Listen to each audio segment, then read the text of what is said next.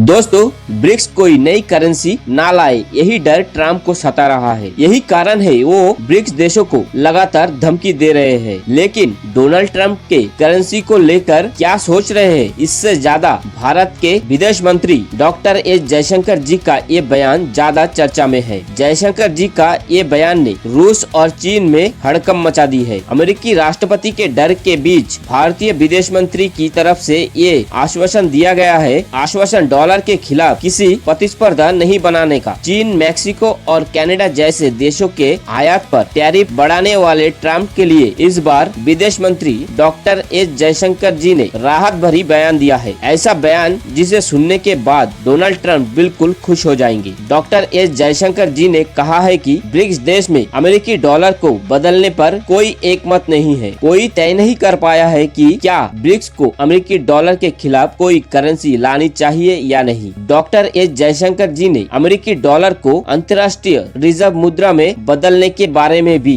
बात कही है। उन्होंने कहा है कि I don't think there's any policy on our part to replace the dollar.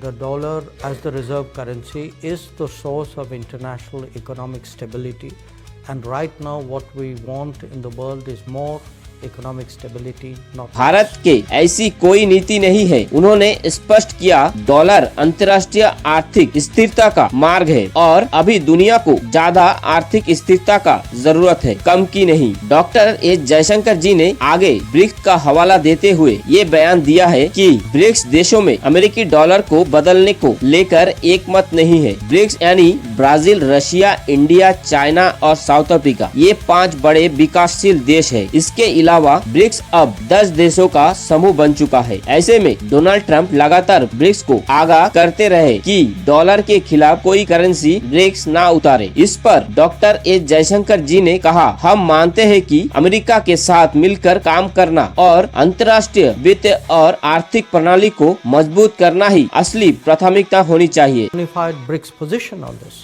I think BRICS members and now that we have more members have very diverse positions on this matter. So the suggestion or the assumption that somewhere there's a united BRICS position against the dollar, I think is not borne out by facts. कुल मिलाकर विदेश मंत्री ने ये साफ कह दिया है कि भारत अमेरिका के साथ अच्छे संबंध चाहते हैं। दुनिया में कई ताकतवर देश होनी चाहिए, सिर्फ एक नहीं, और अभी डॉलर को बदलने का कोई फायदा भी नहीं है। ये भारत की ओर से जाहिर कर दिया गया है। दोस्तों, आप लोगों का क्या लगता है कि ब्रिक्स को डॉलर बदलकर अपनी करेंसी लानी चाहिए?